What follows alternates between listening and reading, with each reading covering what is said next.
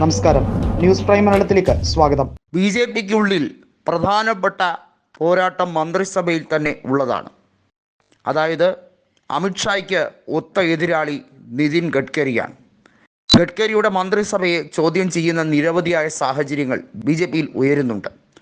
വാസ്തവത്തിൽ നരേന്ദ്രമോദി ഒട്ടും താല്പര്യം കാണിക്കാത്തത് നിതിൻ ഗഡ്കരിയുടെ മന്ത്രിസഭയിലേക്കാണ്. ഗഡ്കരിയുടെ മന്ത്രിസഭയിലെ ഫയലുകൾ ഒന്നും തന്നെ നരേന്ദ്രമോദി പരിശോധിക്കാറില്ല എന്നാണ് ധ്വനി. എന്നാൽ ഈ അടുത്ത കാലത്തായി ഗഡ്കരിയെ നിരവധിയായ തവണ ആക്ഷേപിക്കുന്ന തരത്തിൽ നരേന്ദ്രമോദി കൃത്യമായ നീക്കങ്ങൾ നടത്തുന്നു എന്ന് വ്യക്തമായി കഴിഞ്ഞിരിക്കുന്നു. അതായത് ഗഡ്കരിയെ താറടിച്ച് കാണിക്കാൻ കിട്ടുന്ന ഒരവസരവും നരേന്ദ്രമോദി പാഴാക്കുന്നില്ല എന്ന് വേണമെങ്കിൽ പറയാം. ഗഡ്കരി പ്രതിപക്ഷത്തെ സംബന്ധിച്ചിടത്തോളം വളരെയധികം മതിപ്പുള്ള നേതാവാണ്. പ്രതിപക്ഷ നിരയിലുള്ള നേതാക്കളെല്ലാം തന്നെ ഗഡ്കരിയെക്കുറിച്ച് പറയുന്നത് കൃത്യതയാർന്ന രീതിയിൽ തീരുമാനമെടുക്കുന്ന നേതാവ് എന്ന രീതിയിൽ തന്നെയാണ്. എന്നാൽ ഗഡ്കരി കൃത്യമായും ആഭ്യന്തരമന്ത്രിക്കെതിരെയും ധനകാര്യമന്ത്രിക്കെതിരെയും രൂക്ഷമായ വിമർശനങ്ങൾ പലകുറി നടത്തിയിട്ടുണ്ട്.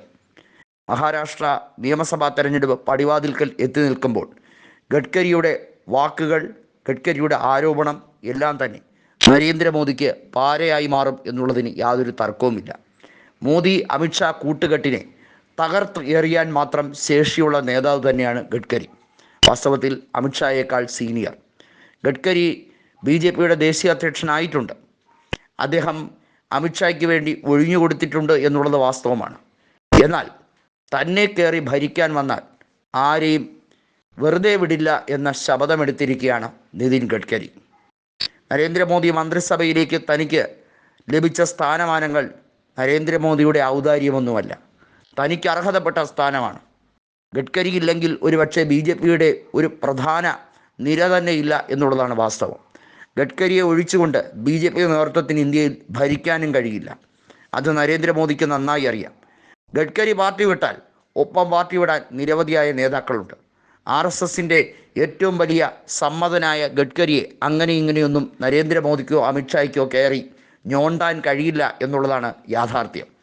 എന്നിട്ടും ഗഡ്കരിയെ ഉപദ്രവിക്കാൻ, ഗഡ്കരിയെ ഒറ്റതിരിഞ്ഞ് ആക്രമിക്കാൻ ശ്രമിക്കുന്ന പല വിധത്തിലുള്ള പദ്ധതികൾ തയ്യാറാക്കുന്നുണ്ട്. അതിനെതിരെയുള്ള ഗഡ്കരിയുടെ ഒറ്റയാൾ പോരാട്ടമാണ് ഇപ്പോൾ കണ്ടുകൊണ്ടിരിക്കുന്നത്. ഇന്ത്യയിൽ ബി.ജെ.പി ഭരണം സുഗമമായി മുന്നോട്ട് പോകും എന്ന് തനിക്ക് യാതൊരു ഉറപ്പുമില്ല എന്നാണ് ഗഡ്കരി പറഞ്ഞിരിക്കുന്നത്. ഏതായാലും തൻ്റെ മന്ത്രിസഭ വളരെ മികച്ച രീതിയിൽ തന്നെയാണെന്നുള്ളതിൽ പ്രതിപക്ഷത്തിനും യാതൊരു സംശയവുമില്ല. ഏറ്റവും മികച്ച വകുപ്പ് മന്ത്രി എന്ന രീതി തന്നെയാണ് നിതിൻ ഗഡ്കരിയെക്കുറിച്ച് പറയാനുള്ളത്.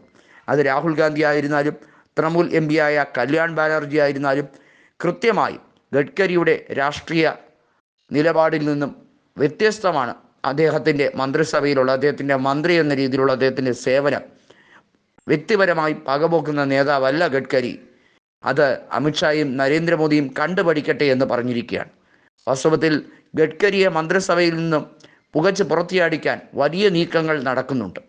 അതേസമയം ഗഡ്കരി ഒരു കാര്യം ഉറപ്പിച്ചു പറഞ്ഞു, താൻ മന്ത്രിസഭയിൽ നിന്ന് പോയാൽ മന്ത്രിസഭയെ തള്ളി താഴെയിട്ടിട്ടേ പോകൂ എന്ന ധ്വനിയാണ് ഗഡ്കരി ഇപ്പോൾ ഉന്നയിച്ചിരിക്കുന്നത്.